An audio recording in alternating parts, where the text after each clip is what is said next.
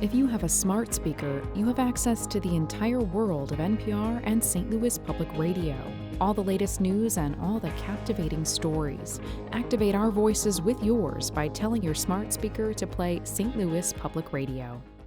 One of the issues that seems to have Missouri's Democrats and Republicans in agreement is that foreign-owned companies should not be able to own the state's farmland. But crafting a specific policy has proven to be elusive, as nothing ended up passing during the 2023 legislative session. Republican State Representative Michael Haffner has been at the forefront of this issue, and he joins us on the latest episode of Politically Speaking to talk about the prospects for 2024 and why he's decided to run for the state Senate. Let's hit the music. This is the Politically Speaking podcast, the definitive show about Missouri politics. My promise to St. Louis was that I would do the absolute most for each and every person, starting with those who have the very least. What I wanted to do was look and see what other states are doing. We have to be willing to change those laws, that they are balanced and they affect everybody equally. As somebody that grew up in the St. Louis area in North St. Louis County, I didn't know any lawyers growing up. We got to find long-term solutions to make government better, but also to be able to provide services to people. I don't want to leave that federal money that we've been leaving all these years on the table. We need to be spending this money to take care of Missourians. I thought we accomplished a lot this year, but a lot more needs to be done.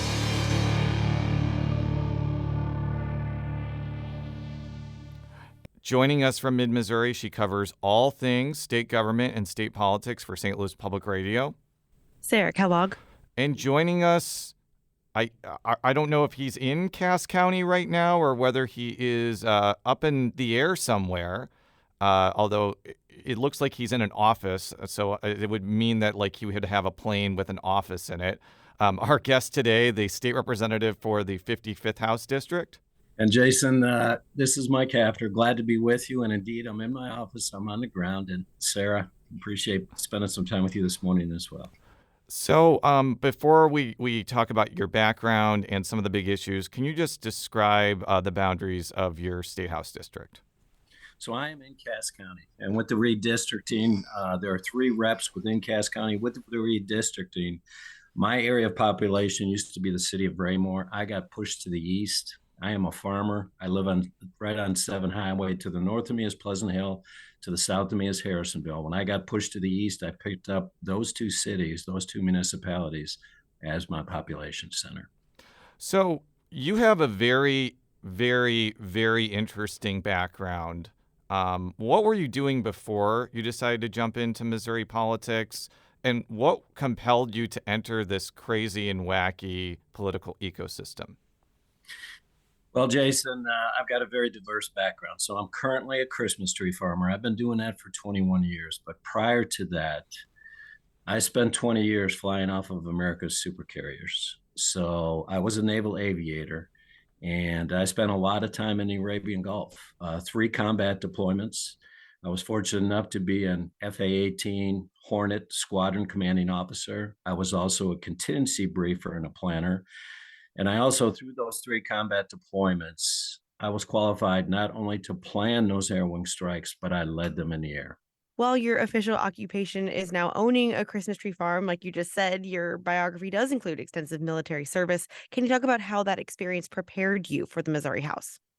Well, Sarah, it did prepare me in a very extensive way because as part of my military training, I've got a master's degree in national security and strategic studies.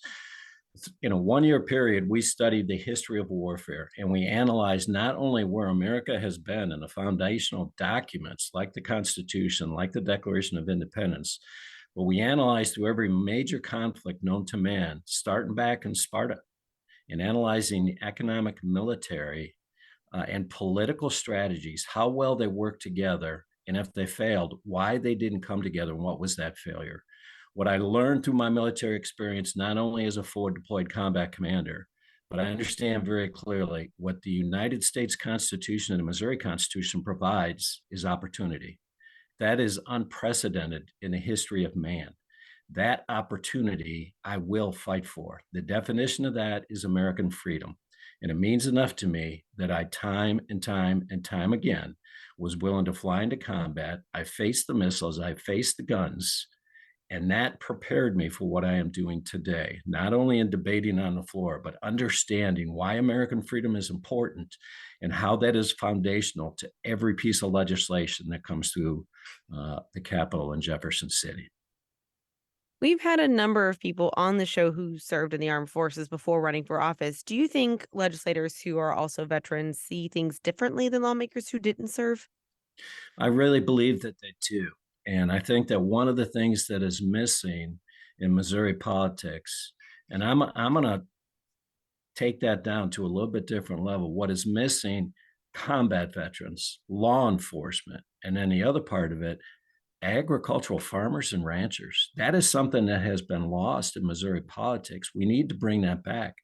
Agriculture is the number one industry in the state, yet we don't have that many farmers. We spend far more time explaining farming, explaining agriculture, explaining how law enforcement actually protects the communities and how that relates to legislation and how this concept of freedom permeates through every aspect of legislation.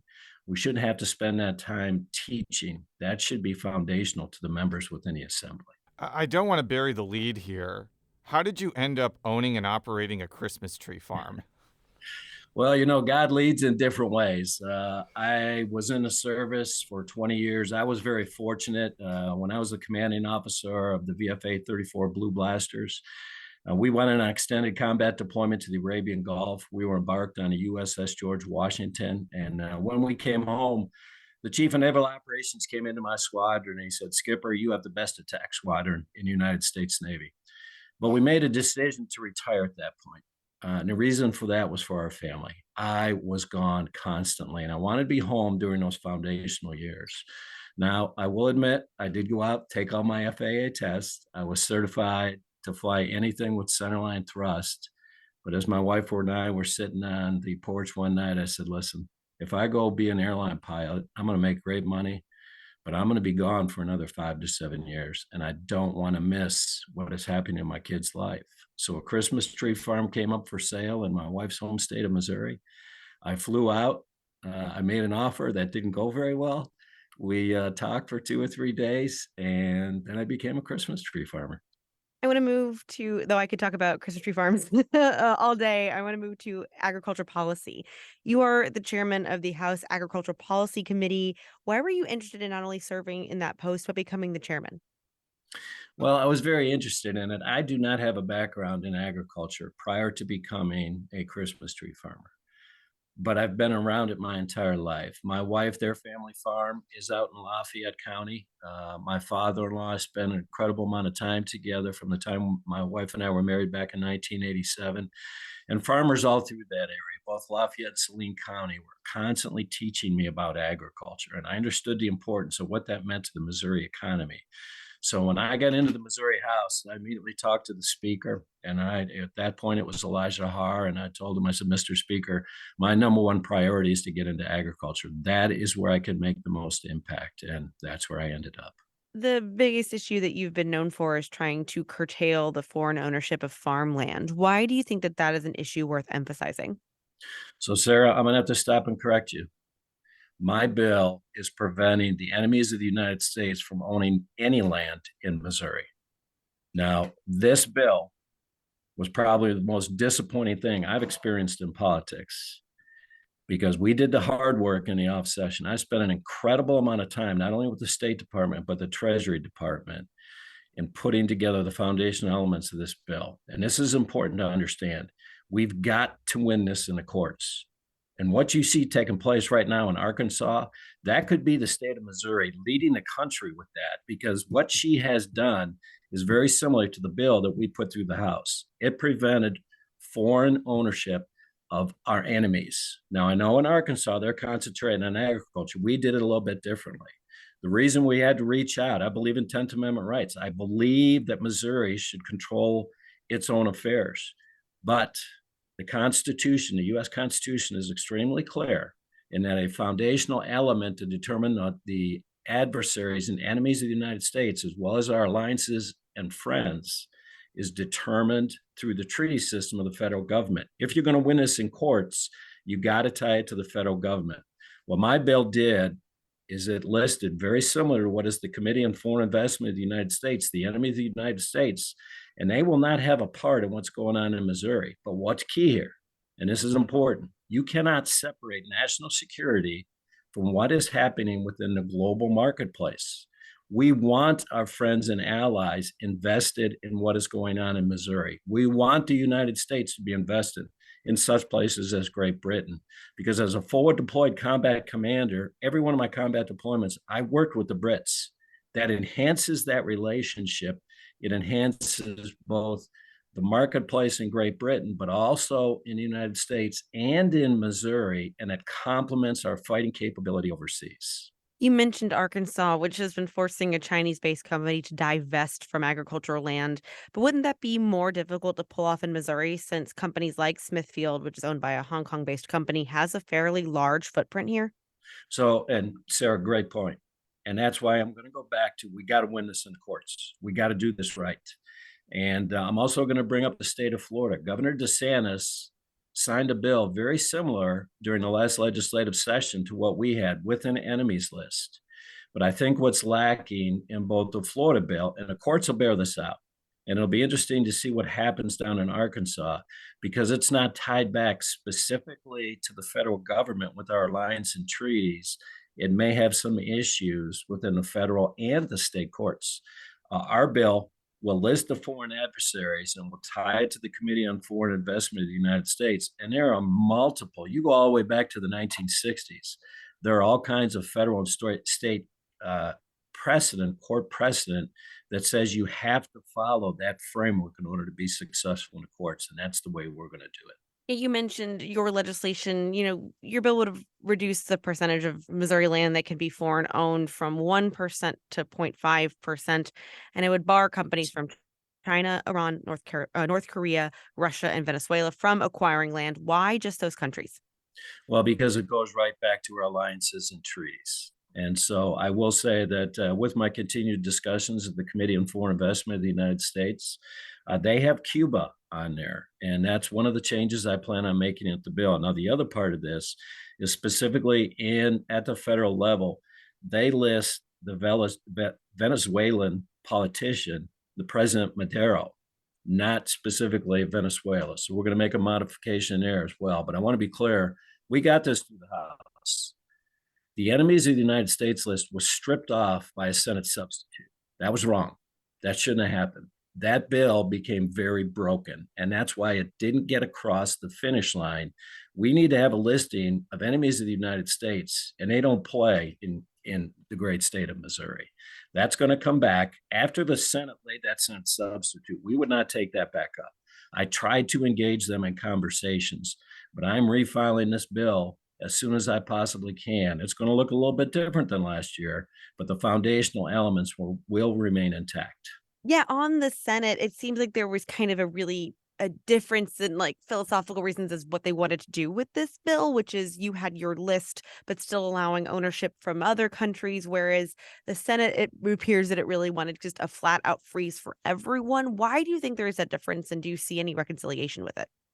Well, again, what ended up happening with that Senate bill is I'm going to go back to the comment I made earlier. You cannot separate the global marketplace from the national security environment. And so for my purposes, and this is key, this is going on in Washington, D.C. right now.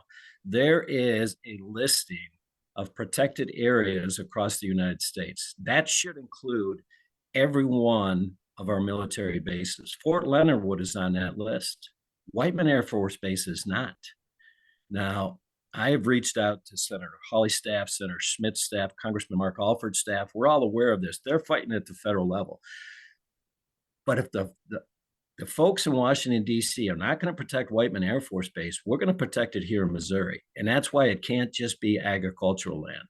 The other thing that was flawed with that Senate bill, when they had their exemption section, it allowed foreign ownership of agricultural land. It was not a good bill. The bill that I have will prevent China, Russia, Iran, North Korea, Venezuela, Cuba from buying land right next to the Whiteman Air Force Base. We don't want them there, and we're going to protect Missourians. Going back to a point about that Sarah made about what is happening in Arkansas right now. This bill has been described as a ban on foreign ownership of farmland, but unless Missouri is going to confiscate land that is owned by those countries that you mentioned, is it more accurate to say that it just is a freeze and they can't buy any more than they already have? And I'm specifically talking about China because as we've mentioned, they have an extensive footprint in Missouri. I don't know about those other countries. So would it be accurate to say this is a freeze rather than a ban because you're not going to be confiscating existing farmland? Okay, Jason, so that's a great point. And it brings up some very complicated issues. And it goes back to the 14th Amendment of the Constitution and the Due Process Clause. Already in federal statute and in state statute, it defines what a resident alien is. Based upon the 14th Amendment to the Constitution, the courts have said very clearly, if you establish residency, permanent residency in a state of Missouri, you can own land. That is very, very different than a foreign entity. That is very different than a business entity. And so the way that this is actually handled through the Committee on Foreign Investment of the United States, and I went from office to office to office, both on the Senate side and on the House side to explain. There's a system called the OFAC system, the Office of Foreign Asset Control, put together by the State Department, run by the Treasury Department, and it will handle exactly what you're talking about because it will list every country that's an enemy of the United States, every business entity that is an enemy of the United States, every person that's an enemy of the United States.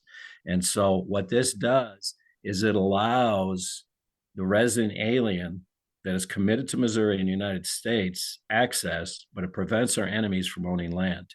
And so that's why I said this is going to be, we will see how the courts play this out, both with Florida and with Arkansas. I believe our framework is sound. We have had teams of attorneys look at this. We believe we're on the right track. We want to enhance the Missouri economy, but we want to prevent the enemies of the United States from a national security standpoint from owning land. And I believe that we have the proper template for that. How exactly would this be enforced? Do counties have enough staff to know when a foreign company is interested in buying farmland? Yes, so another great question. There's already a process in place through the Department of Agriculture. And as I went through this last year, we made some changes to the bill. And so I reached out not only to Director Chin, but I also reached out to Andrew Bailey as our Attorney General. And Andrew Bailey is now written into the bill, and he has given statutory authority for divestiture. And that section of statute already exists, but we put him in specifically for foreign ownership of land, automatic divestiture of land if they violate state statute. And so what's important about the OFAC system that I mentioned earlier, it's used within the banking industry, but we're not using it the right way. This is an immediate access. You type a name, you type a business, you type an LLC, you will know immediately based upon feedback from the federal government if this is an enemy of the United States. It's used in the banking industry. We need to get it to the Department of Agriculture through Director Chin. We need to get this to the Attorney General, Andrew Bailey staff. I have connected them with the Treasury Department so that they have contact with that. Now that list is on a security clearance, but we can have the foundational elements understood. And every time there's a transaction in the state of Missouri, the Department of Ag and Attorney General are using that OFAC system, and we will find out immediately if they're an enemy of the United States. So we mentioned that this bill failed last session to cross the finish line. Do you have and you mentioned you're going to file it again? Do you have any confidence that it could pass next year? And if so, why? Well, I have extreme confidence because when we have states like Florida, we have states like Arkansas, they are moving because they see that the federal government is not protecting the Constitution. It's not protecting the people. And what has taken place here, that Whiteman is not a protected area in the state of Missouri, and those other areas I'm very concerned about. Boeing should be protected. The Geospatial Engineering Center should be protected. Our intelligence centers should be protected. There are our food security, our water supply should be protected. If they're not going to take care of it, we need to take care of it. I believe that we do have a path on this, but Sarah, I'm very concerned. Whenever you come into an election year, we have way too many individuals that are far more concerned about getting their face on a camera instead of accomplishing a conservative agenda. And so we're going to have to battle through that. That's always an issue within politics, but we're going to remain committed on this. And I know that the Speaker of the House, Dean Plocker, he is committed to getting this bill through. And Senate leadership, I've had face-to-face conversations with them. I have not engaged yet for the upcoming legislative session, but both the governor's staff, the lieutenant governor's staff has been active. All of the statewide have been reaching out. We've got to get this taken care of. We've got to protect Missouri. We'll be right back after this quick break with State Representative Mike Haffner.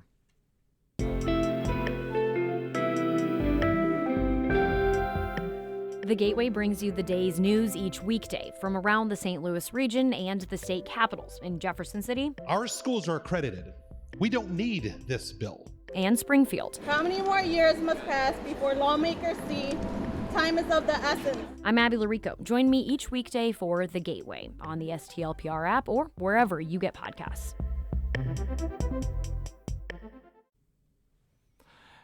And we're back on Politically Speaking with State Representative Mike Haffner. He is a Republican from beautiful and scenic Cass County, Missouri.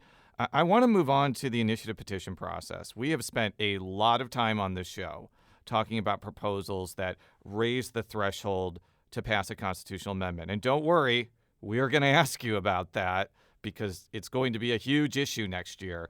But you've actually been involved in another area of the initiative petition process we really haven't talked that much about, and that's the signature gathering process. Why did you become interested in that, and what do you want to do with that? Okay, Jason. So there's two parts to this. As you very accurately articulated, there's a Constitution side, and we have been concentrating on that, but there's also a statutory side. So the Constitution side can change the framework.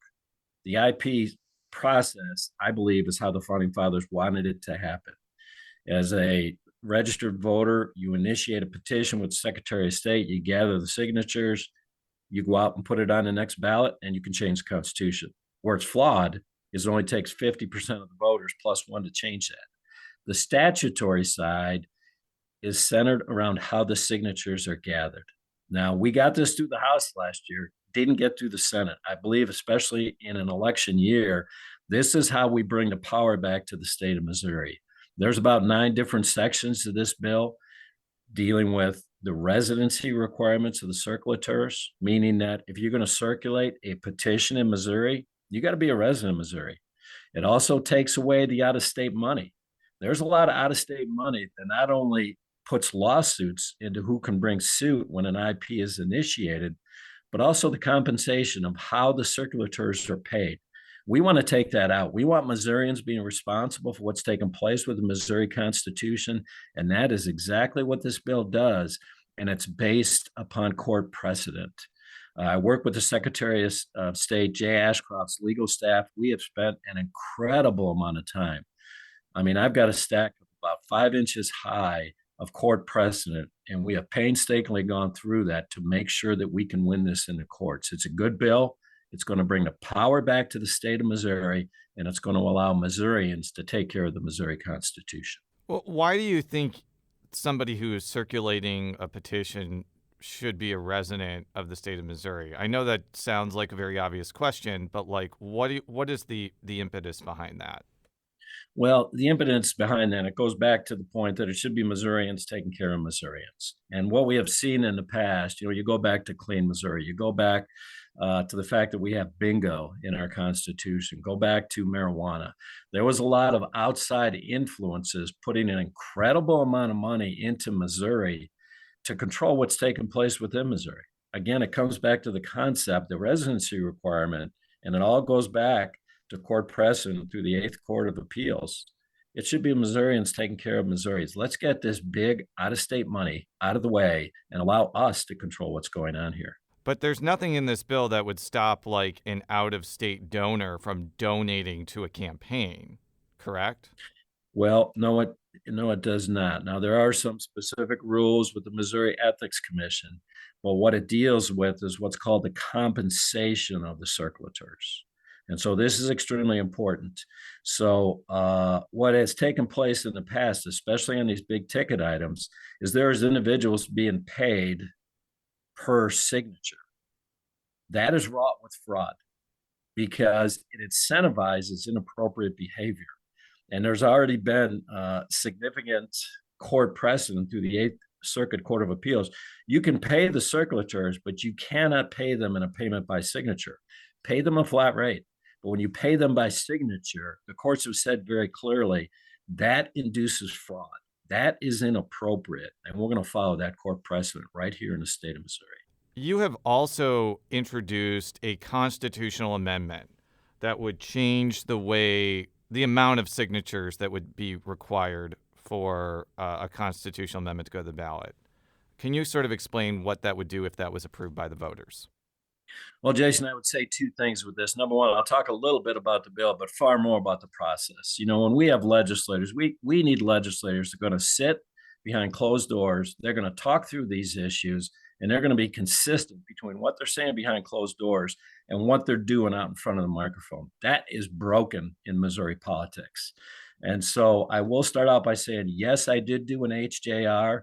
Our Speaker Pro Tem, Mike Henderson, did one as well. I sat down with the leadership, and what my bill did, it changed how many of the congressional districts needed to have signatures, where in the past, what's in statute now, you need 8% of the voters and 2/3 of the congressional districts.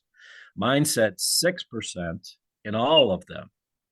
And I went to the President Pro Tem, I went to my speaker, we sat down in a room, we talked through, we got to fix this. We got to protect the Missouri Constitution. And I looked Mike Henderson in the eye and I said, Mike, your bill has the clearest path to getting through. We understand it very clearly in the House. We've gotten this through 3 years in a row. Let's get it back. Let me help you in getting it back over to the Senate so we can fix the process to protect the Missouri Constitution. And that is what's taking place. You see, my bill did not go to committee because I committed to Mike Henderson. We're going to fix this through his bill. Since groups need to collect signatures in 6 out of 8 congressional districts, doesn't that mean that they would have to reach out to rural Missouri in order to get something on the ballot? And that is the big issue, is that there ought to be equitable distribution of how the signatures are gathered in order to protect our Constitution. And this, I believe very strongly in this requirement. But what has taken place here is we have way too many people in office that aren't willing to sit down and do the hard work in the off session. It's just like with the foreign ownership of land. I'm calling Washington, D.C. I'm calling all across the state. I'm meeting with the statewides. I'm meeting with different reps and senators. We're doing the hard work now so that we can get this across the finish line during the legislative session. When we got individuals that aren't willing to engage in that, they want to wait until their face is in front of the camera and throw a bomb on the Senate floor. That's inappropriate. Let's get some conservative legislators that are going to do the hard work during the off session, and let's get the work done.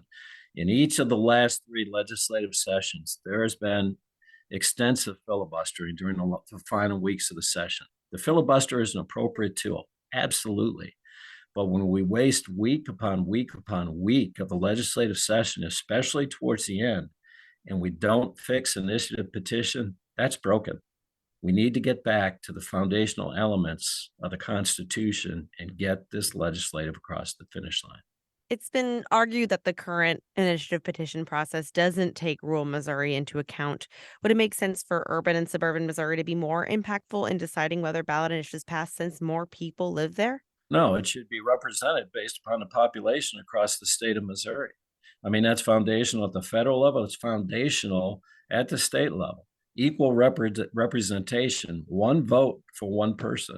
That is a foundational element. And if you go back, if you take a hard look at the initiative petition process across the United States, half of the states that have IP do very similar to what we are proposing as far as the residency requirements of the circulators, as far as the compensation of the petition circulators. It's recognized across the United States. It just needs to be consistent. I have a broader question, because I've talked with a lot of Republicans about their desire to change the IP process. And the thing that I'm kind of struggling with is Republicans are really good at winning elections for themselves here. They have supermajorities in the legislature. They have all the statewide offices. They have both U.S. Senate seats. But they have been very, very lackluster in combating ballot initiatives that they don't like, whether it be the original Clean Missouri, whether it be marijuana legalization, whether it be Medicaid expansion. Why is that? Why can't Republicans be better at trying to defeat some of these ballot initiatives? Well, I wish we had about 2 hours to go through this, Jason. That's one of the things that we actually studied with the National Security's master's degree. If you look at the history of the United States, the strength of our country is our diversity. The weakness of our country within the political realm is our diversity. And what I mean by that is not in ethnic groups, but in differences of thought. And within the history of the United States, we come together in a national crisis very, very quickly, and we will unite and stay united. But we also separate into factions. And what's happened in the state of Missouri, outside of the Republican Party, there are all these sub factions. We need to get control of that. And the issue that's taken place historically is getting worse through time. That political pendulum swings faster and to the farther extremes more quickly. And a perfect example is that look back at World War II, look back at what happened after 9/11. We united, but we started to break up very quickly. And so the Republican Party's got to get a handle around this, reunite as a team, take away some of these factions. Let's sit down. That's being lost right now in Missouri politics. Let's sit down and talk. Let's have an open door, even when we disagree. That makes better legislation. You think Republicans should pursue any changes to the initiative petition process after an effort to raise a threshold for a constitutional amendment was soundly defeated in Ohio? We're different than Ohio. I mean, I grew up in Ohio, and there's a lot of things that are very similar with us in Ohio, but let the Missouri people decide that.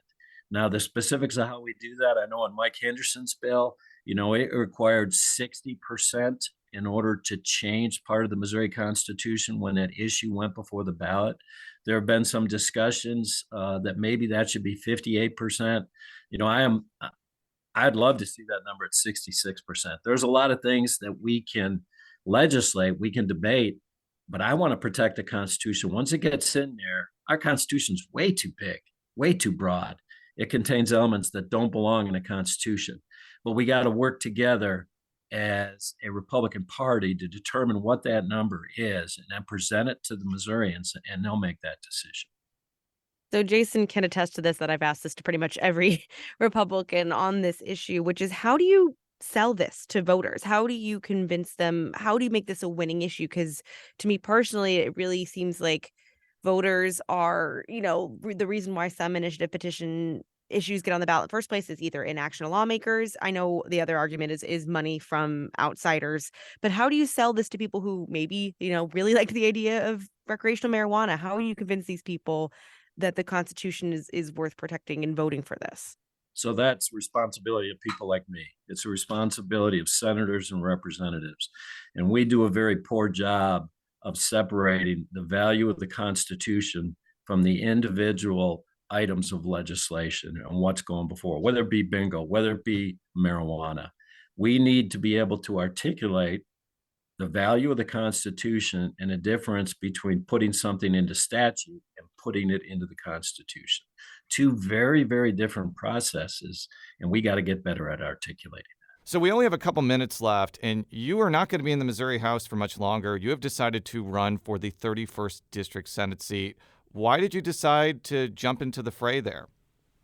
Well, the reason I decided to jump in the fray, there's a couple of different parts to this. And number one, everybody knows that DC is dysfunctional. And what has taken place within the last 3 years, especially within the Missouri Senate, our Senate is just as dysfunctional. The infighting is unprecedented. Right now, the Senate's not capable of protecting our Constitution. It's not capable of protecting our God-given rights, yet we hold the supermajority. So the reason I am moving forward and filing for the Senate, number one, I will protect our freedoms.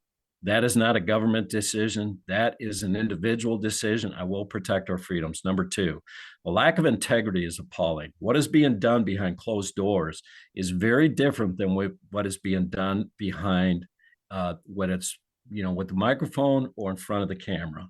That should be consistent. And we got way too many guys that are career politicians. They're self-serving.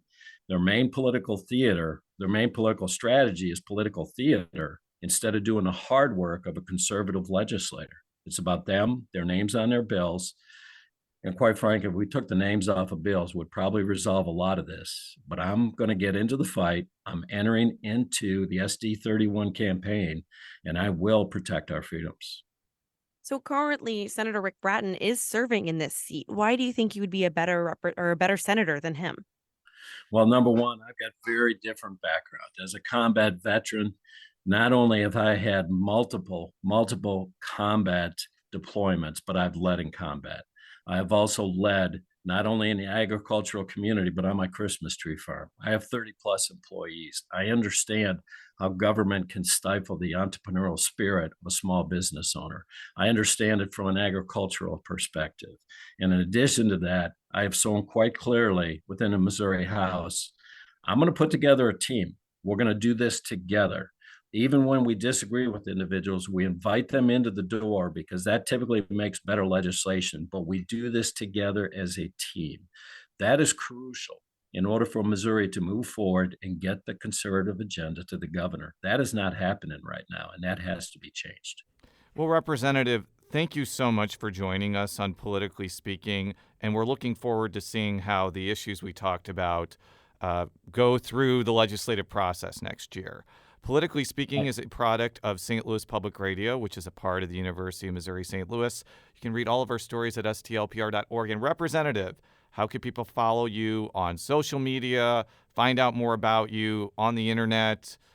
Go to like I don't know if you go to another Christmas tree farm in St. Louis, you can connect that way. If there's a social media for Christmas tree farmers, how can people find out more about you? Well, just look at HaffnerForMissouri.com, and that will connect you in any way that you want. But Jason, I appreciate you having me. Sarah, thank you very much. I am concerned about our country. I have fought for the Constitution, this concept of freedom, and I am not backing down. Thank you very much. Until next time, so long.